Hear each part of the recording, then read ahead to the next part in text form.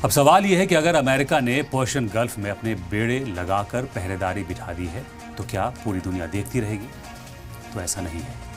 Persian gulf में America के इस ब्लॉकेड को चीन जैसे बड़े खिलाड़ी चुनौती देने के लिए पूरी तरह तैयार बैठे हैं। चीन की इकोनॉमी तेल पर टिकी है और ईरान उसका सबसे भरोसेमंद साथी है, इसलिए वो किसी भी कीमत पर नहीं चाहेगा कि ईरान का ऑयल प्रोडक्शन या ऑयल सप्लाई मुतासिर हो। इसीलिए जब चीन के बड़े ऑयल टैंकर ईरान से क्रूड ऑयल भरकर पर्शियन गल्फ के रास्तों से गुजरते हैं तो वहां अमेरिकी नेवी के साथ टकराव के हालात पैदा हो जाते हैं। अमेरिका ने दावा किया है कि वो किसी भी ऐसे जहाज को नहीं जाने देगा जो उसके ब्लॉकेड को या उसकी खिलाफ वर्जी करके आगे बढ़ रहा हो, लेकिन चीन ने साफ कर दिया है कि वो अपनी एनर्जी सिक्योरिटी से समझौता नहीं करेगा।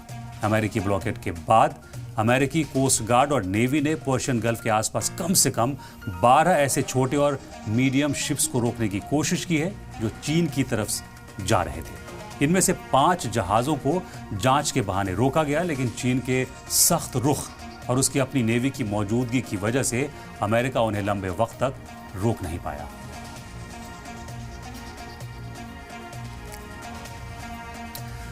दिलचस्प बात यह है कि अमेरिकी ब्लॉकेड के बावजूद चीन के ऑयल इंपोर्ट में कोई बड़ी गिरावट अब तक नहीं देखी गई है। रिपोर्ट्स के मुताबिक ब्लॉकेड के सख्त होने के बाद भी चीन के लगभग 80 से ज्यादा बड़े टैंकर्स पर्शियन गल्फ को पार करने में कामयाब रहे हैं। चीन ने अपनी चालाकी से डार्क फ्लीट यानी ऐसे जहाज़ों का इस्तेमाल किया है जो अपना जीपीएस बंद कर देते हैं या फिर बीच समंदर ही दूसरे जहाज़ों को तेल ट्रांसफ़र कर देते हैं।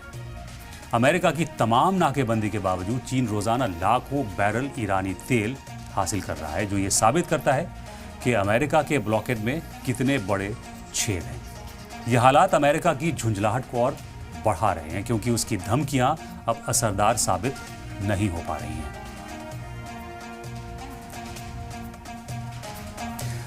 अब दुनिया की नजरें इस बात पर टिकी हैं कि चीन अगला कदम क्या उठाता है।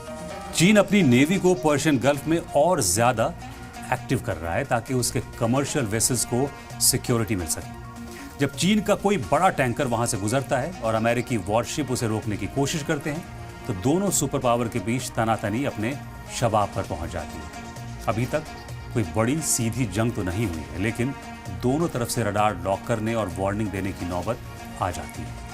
अमेरिका के इस अड़ियल रवैये ने मिडल ईस्ट के पानी को एक बारूद के ढेर में बदल दिया है, जहां छोटी सी चिंगारी भी 2 सुपर पावर के बीच सीधे टकराव का आगाज कर सकती है। अगर अमेरिका की ये दादागिरी और पर्शियन गल्फ में जहाजों का रास्ता रोकने का सिलसिला इसी तरह जारी रहता है तो वो दिन दूर नहीं जब चीन के पास एक सीधी और बड़ी जंग में उतरने के अलावा और कोई दूसरा रास्ता नहीं बचेगा, क्योंकि 21वीं सदी में किसी भी मुल्क के लिए उसकी एनर्जी सिक्योरिटी सबसे पहली तरजीह होती है और चीन जैसा सुपर पावर मुल्क अपनी इकोनॉमी का ग्राफ तेल की कमी की वजह से गिरते हुए चुपचाप नहीं देख सकता। वजह भी वाजिब है कि चीन जैसा ताकतवर मुल्क अमेरिका की बिला वजह ज्यादतियां क्यों बर्दाश्त करे। चीन की लीडरशिप इस बात को अच्छी तरह समझती भी है कि अगर उसने आज अमेरिका के सामने घुटने टेक दिए तो मुस्तकबिल में उसके हर कारोबारी रास्ते को इसी तरह बंद कर दिया जाएगा। इसलिए पर्शियन गल्फ में बढ़ती ये तनातनी अब सिर्फ जहाज़ों को रोकने तक महदूद नहीं रह गई है। अगर अमेरिका ने अपनी जिद नहीं छोड़ी और चीन के टैंकर्स के रास्ते में इसी तरह मुश्किलें खड़ी नहीं की तो पर्शियन गल्फ की लहरें बहुत जल्द 2 सुपर पावर के खून से लाल हो सकती हैं।